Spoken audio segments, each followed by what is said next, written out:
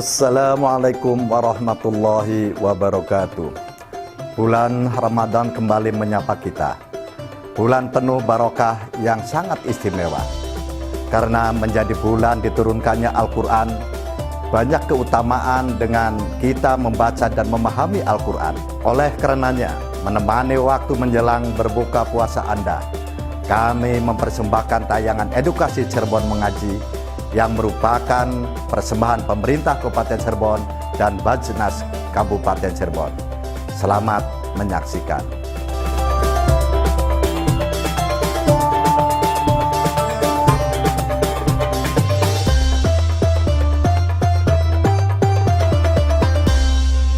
Assalamualaikum warahmatullahi wabarakatuh. Waalaikumsalam warahmatullahi wabarakatuh.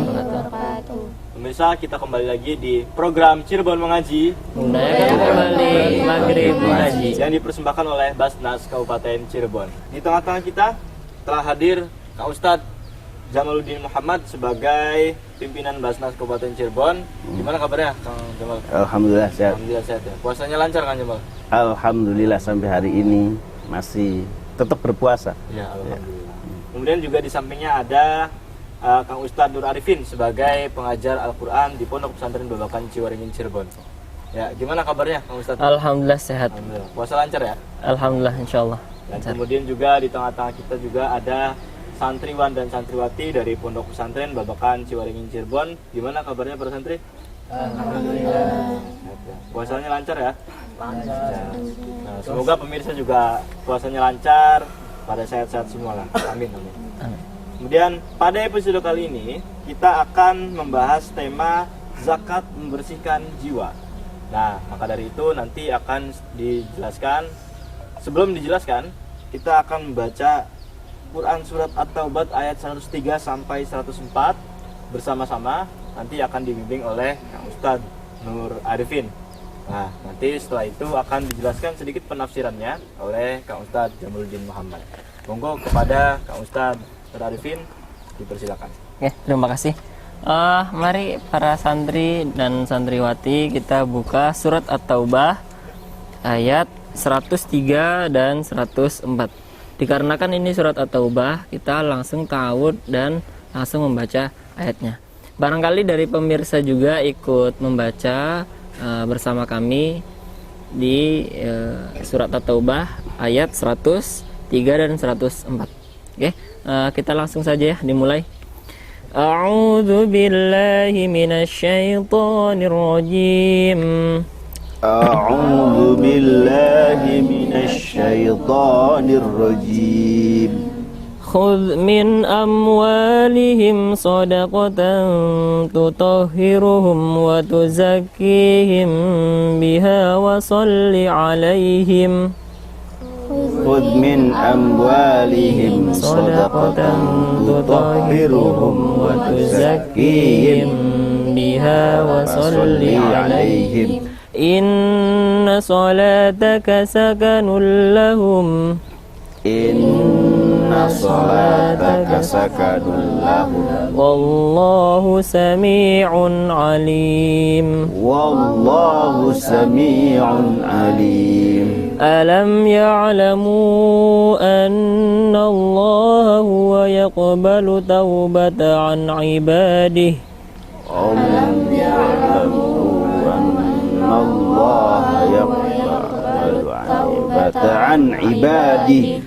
An ibadihi wa ya'khudhu sadaqati wa anna Allah huwa at-tawwabur rahim.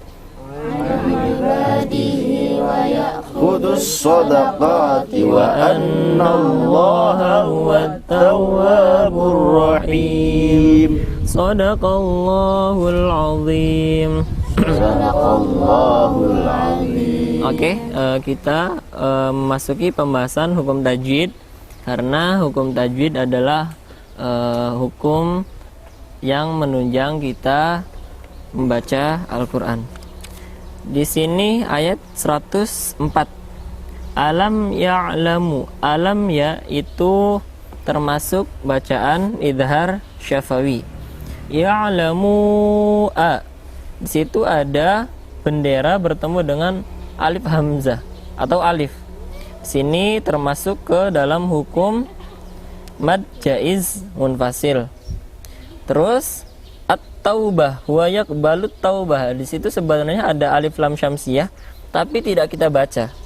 Nah, karena alif lam syamsiyah itu gampangannya ada tapi tidak dianggap. Itu namanya alif lam syamsiyah. An ibadi itu ada nun mati bertemu dengan huruf ain. Yakni dibacanya hukumnya idhar atau jelas. Ibadihi wa ya'khudhu shadaqat, situ juga ada alif lam syamsiyah. Terus selanjutnya wa anna, di situ ada hukum gunnah juga. Huwa taubah sama alif lam syamsiyah. Ada matabi'i di situ. Terus yang terakhir ar-rahim wa tawwabur rahim, situ namanya hukum mad arid lisukun atau matabi'i yang ada di akhir kalimat yang diwakafkan. Oke, mungkin itu saja. Terima kasih, semoga bermanfaat. Ila liqa. Saya kembalikan lagi ke wawancara. Terima kasih. Terima kasih kepada Ustadz Nur Arifin atas pembahasan tentang tajwid yang ada di Quran Surat At-Taubah ayat 103 sampai 104. Oleh itu pemirsa, jangan kemana-mana, tetap di program Cirebon Mengaji, Memudahkan kembali Maghrib mengaji yang dipersembahkan oleh Basnas Kabupaten Cirebon.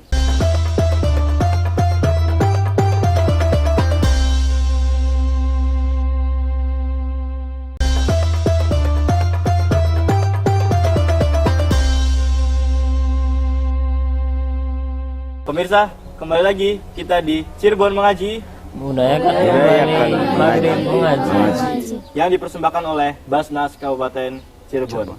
Oke, baiklah. Pada segmen kali ini kita akan membahas tentang sedikit tafsir yang ada di Quran Surat At-Taubah ayat 103 sampai 104. Kepada Kang Ustadz Jamaluddin Muhammad, mungkin bisa dijelaskan dari sisi tafsirannya.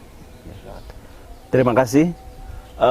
Assalamualaikum warahmatullahi wabarakatuh. Waalaikumsalam Yang saya hormati para pemirsa, baik yang ada di studio maupun yang ada di rumah. Tadi sudah dibacakan surat At-Taubah ayat 103. A'udzubillahi minasyaitonirrajim. Bismillahirrahmanirrahim. Khudh min amwalihim shadaqatan tutahhiruhum wa tuzakkihim wa sholli alaihim. Inna sholataka sakanul lahum wallahu sami'un alim. Secara khud min amwalihim, ambillah dari harta-harta mereka, maksudnya harta-harta orang kaya. Khud min amwalihim shadaqatan, zakat. Jadi kata zakat ini seringkali bertukar kata ya, bahasa ya, ada menggunakan sodako, kadang-kadang banyakkan sodako, misalnya inna sodaqatu lil fuqara'i wal masakin wal amilin, itu kan kata-katanya sodako. Tapi yang dimaksud di sini bukan sedekah, tapi zakat atau sedekah wajib lah kalau dalam bahasa. Sedekah wajib yaitu zakat. Jadi zakat itu dikatakan di sini tutahhiruhum wa tuzakkihim. Jadi zakat itu membersihkan, mensucikan, sesuai dengan akar kata zakayazki. Jadi bisa berarti suci, bisa berarti murni, juga bisa berarti annama, berkembang. Karena memang zakat ini kan ditunjukkan untuk harta-harta yang berkembang kan. Harta bukan harta yang harta yang berputar gitu. Benda-benda, bukan barang-barang atau harta-harta kekayaan yang wajib disakati. Itu ya harta-harta, baik itu binatang, misalnya binatang ternak. Sekarang ini sudah penafsirannya sudah berkembang jauh ya. Kalau dulu kan zakat itu kan hanya kepada kalaupun tumbuh-tumbuhan, misalnya hasil pertanian itu kan anggur, kurma itu saja kan. Sekarang ini kan misalnya sawit itu tidak ada disebutkan apakah sawit mendapatkan harus zakat, padahal sawit itu jutaan hektar. Kemudian ada lagi karet misalnya, ada lagi perkebunan bawang misalnya, perkebunan itu tidak ada di Arab, itu kan tidak ada bawang, itu kan nggak ada, maksudnya perkebunan bawang, kelapa sawit kan nggak ada, yang ada. Nah sekarang sudah penafsiran ulama bahwa harta-harta yang wajib dizakati itu sudah sedemikian banyak, termasuk peternakan. Kalau dulu kan belum ada industri peternakan kan, peternakan menjadi sebuah industri kan belum ada. Peternakan ya hanya pertanian saja, misalnya hewan atau binatang ya sapi misalnya kan, kemudian onta, kambing. Sekarang ada peternakan ayam misalnya. Apakah unggas tidak wajib dizakati? Unggas itu penghasilannya bahkan lebih dari penghasilan kerbau misalnya. Jadi ayam, kemudian ada peternakan belut misalnya, peternakan lele, iya kan, industri peternakan sudah, bukan lagi pertanian tapi sudah industri pertanian, dari pertanian yang skalanya industri. Sudah banyak sekali, itu juga wajib dizakat. Sekarang ini profesi juga dizakati, misalnya dokter itu. Kalau petani saja yang dizakati, petani padi saja, itu hasilnya paling seberapa sekarang ini dibanding dokter. Profesi dokter yang 1 bulan saja ratusan juta misalnya, itu mahal kan, masa tidak dizakati? Dizakati. PNS, kemudian profesi yang lain, dosen, itu juga dizakati. Tujuannya apa sih zakat itu? Nah ini yang penting saya kira.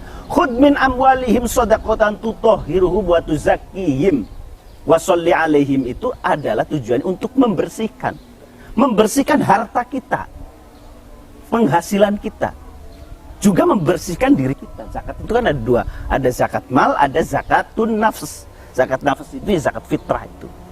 Nah, dua-duanya adalah untuk tuzakki wa tutahhir, untuk membersihkan.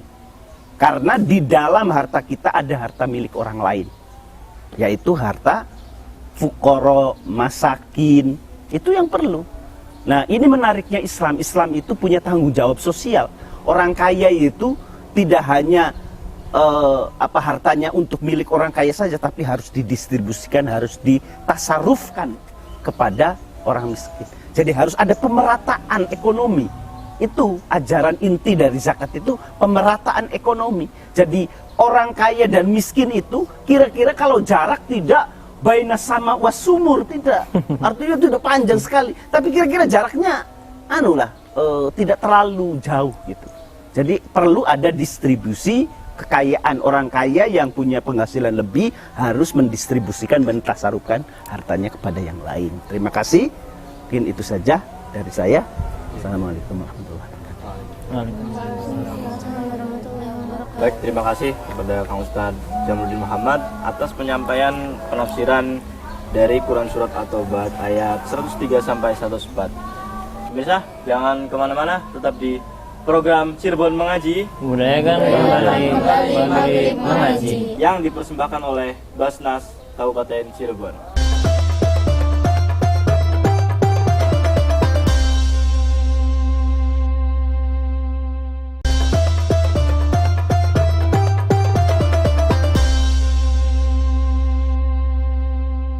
Kita kembali lagi di program Cirebon Mengaji, Budayakan kembali maghrib mengaji, yang dipersembahkan oleh Basnas Kabupaten Cirebon.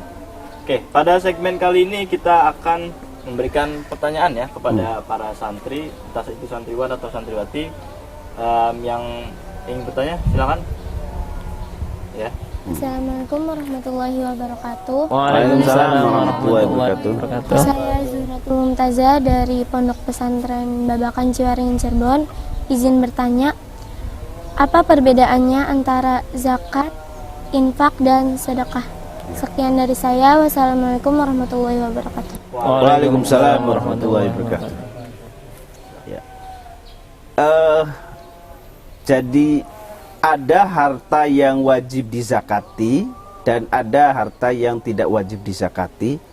Ada yang sunnah saja, itu loh kira-kira, anjuran. Jadi kalau zakat itu barang yang wajib dikeluarkan karena memenuhi syarat. Misalnya begini, perdagangan itu sudah 1 haul, sudah 1 tahun, kemudian sudah mencapai nisab, modalnya itu sudah mencapai nisab. Nisabnya ya nisab emas kan, 2,5 gram ya. Kemudian sudah mencapai nisab. Atau kalau barang misalnya peternakan sapi ya sudah 40 misalnya. Itu. Kalau zakat itu sesuatu yang diwajibkan. Intinya begitu. Zakat itu sesuatu. Kalau sedekah itu sunnah. Infak, sedekah itu sunnah. Jadi misalnya di masjid kita menyisahkan uang receh kita untuk masjid, atau menyisahkan tabungan kita untuk pembangunan misalnya jalan, itu juga sedekah, infak namanya, untuk kemaslahatan umum. Jadi kalau, nah ini perbedaan lagi, kalau zakat itu penerimanya itu sudah pasti. Innamas shodaqatu asnafnya kan, lil fuqara, masakin, amilin, ghorimin, ibnu sabil gitu kan. Itu kan yang asnaf 8 itu sudah pasti kalau zakat. Misalnya saya mengeluarkan zakat, ya berarti tidak boleh lepas dari 8 asnaf ini. Tetapi kalau sedekah atau infak itu ya untuk kemaslahatan umat. Misalnya membangun jalan, membangun jembatan, membikin MCK misalnya, beasiswa. Makanya di Baznas Kabupaten Cirebon itu ada program-program.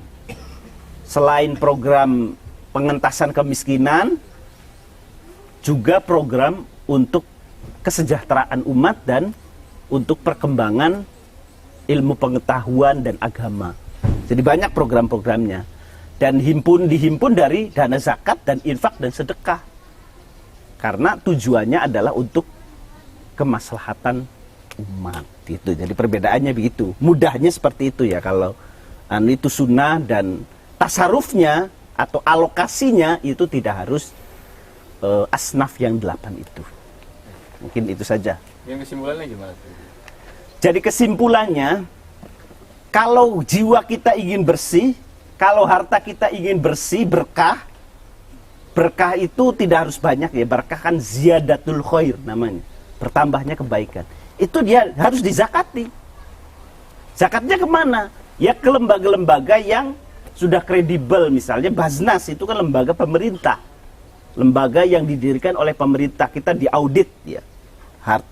Pentasarufannya juga diaudit, baik audit internal maupun eksternal. Untuk kemana-mananya, larinya dana itu kemana itu kita ada namanya sistem audit yang secara profesional dilakukan, baik di internal kita sendiri maupun mengundang lembaga konsultan untuk mengaudit itu.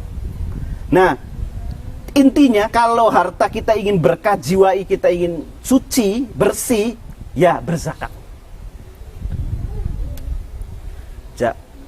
Kalau harta kita bersih itu, ya insya Allah tidak kemalingan, tidak terkena bencana gitu kan, karena berkah gitu. Jangan ini harta yang orang yang ke itu jangan ya, ini nggak sudon, nggak tapi mudah-mudahan dengan harta kita bersih itu ya tidak kemalingan, karena tidak ada kotoran di dalam harta kita. Kalau harta kita kotor, harta kita makanya sedekah itu kan ada di sedekahlah untuk supaya terhindar dari musibah, ya maksudnya begitu. Jadi membersihkan harta kita, karena tidak rugi. Sedekah itu tidak rugi. Sedekah itu kan taqarrub ilallah, litabarruk, jadi ibadah. Karena itu ibadah, maka yang akan memberikan garansi, yang akan memberikan jaminan, ya Allah Subhanahu wa ta'ala. Orang sedekah, orang zakat tidak akan miskin. Mungkin itu saja dari saya. Alafu minkum. Assalamualaikum warahmatullahi wabarakatuh. Waalaikumsalam warahmatullahi wabarakatuh. Terima kasih kepada Ustadz Jamaluddin Muhammad, kemudian juga kepada Ustadz Nur Arifin Maka dari itu, pemirsa, kita sampailah di penghujung acara. Tetap saksikan program Cirebon Mengaji Membudayakan mengaji. Kembali maghrib mengaji. yang dipersembahkan oleh Basnas Kabupaten Cirebon, tayang setiap sore pukul 3 selama bulan Ramadan. Saya Muhammad Fatur Rahman Alamin pamit undur diri. Terima kasih. Wassalamualaikum warahmatullahi wabarakatuh. Salurkan zakat, infak, dan sodako Anda melalui Basnas Kabupaten Cirebon. Zakat, infak, sodako Anda insya Allah akan kami kelola dengan amanah, profesional, transparan, dan akuntabel. Cinta zakat menyejahterakan umat, Cirebon mengaji, dan indahnya berbagi.